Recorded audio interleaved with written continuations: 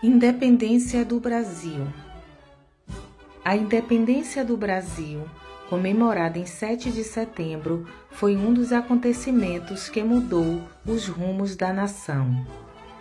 Vários eventos desencadearam a necessidade de ficar independente de Portugal. Portanto, é importante entender a história desde o começo. Com a chegada da família real ao Brasil, começa a se delinear uma nova condição econômica, pois, em 1808, com a abertura dos portos, o Brasil deixava de ser colônia, atendendo assim aos interesses da elite agrária brasileira.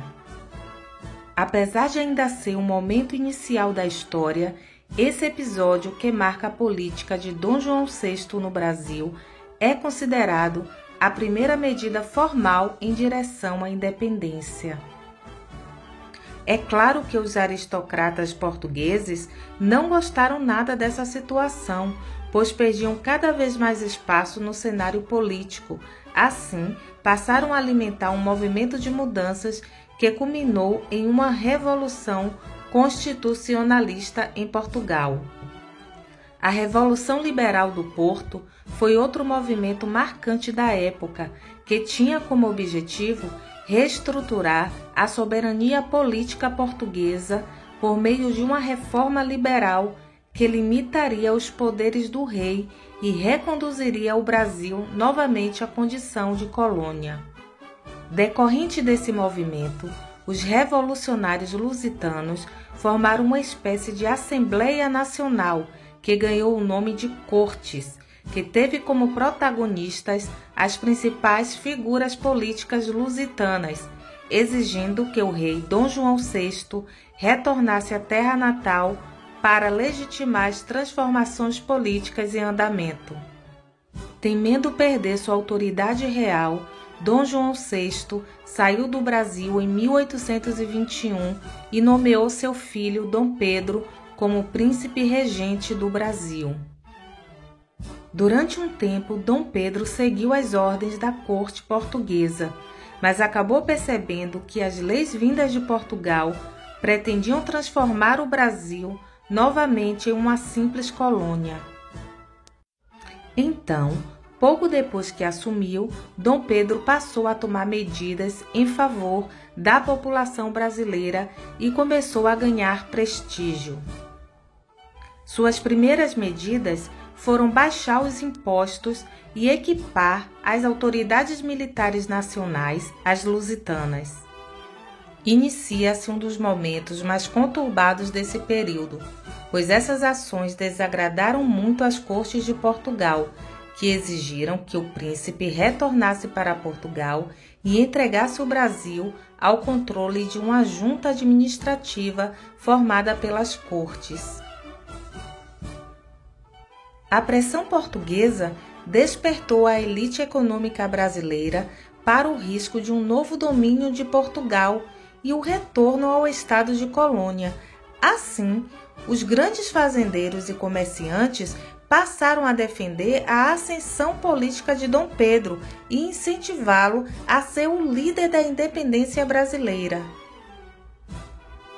No final de 1821, quando as pressões das cortes atingiram seu auge, os defensores da independência organizaram um grande abaixo-assinado solicitando a permanência de Dom Pedro no Brasil.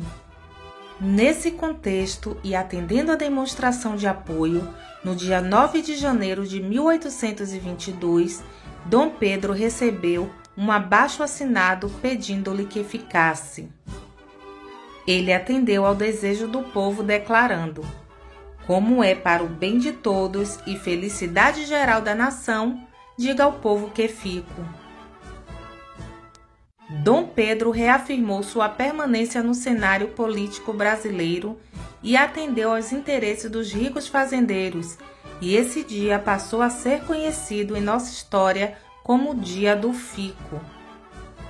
Dom Pedro logo teve a iniciativa de incorporar figuras políticas brasileiras que eram a favor da independência aos quadros administrativos de seu governo. convocou uma Assembleia Constituinte, organizou a Marinha de Guerra e obrigou as tropas de Portugal a voltarem para o reino.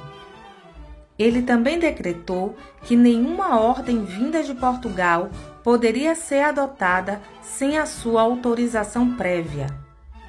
Foi justamente essa medida que tornou sua relação política com as cortes praticamente insustentável. Em uma última tentativa, a Assembleia Lusitana enviou um novo documento para o Brasil, exigindo o retorno de Dom Pedro para Portugal sob a ameaça de invasão militar, caso a exigência não fosse imediatamente cumprida. Ao tomar conhecimento do documento, Dom Pedro fez uma declaração oficial, reafirmando assim seu acordo com os brasileiros. Então, no dia 7 de setembro de 1822, às margens do rio Ipiranga, em São Paulo, Dom Pedro pôs fim à era Brasil-Colônia e declarou a independência do Brasil. Houve batalhas pela independência, uma vez que tropas leais a Portugal recusaram-se a aceitar a independência do Brasil em algumas partes do território. Os brasileiros venceram facilmente o ataque das tropas portuguesas e Portugal só reconheceu a independência do Brasil em 1824. Dom Pedro tornou-se o primeiro imperador do Brasil com o título de Dom Pedro I. O Brasil passou a ser uma monarquia, uma forma de governo em que os poderes são exercidos pelo rei ou imperador.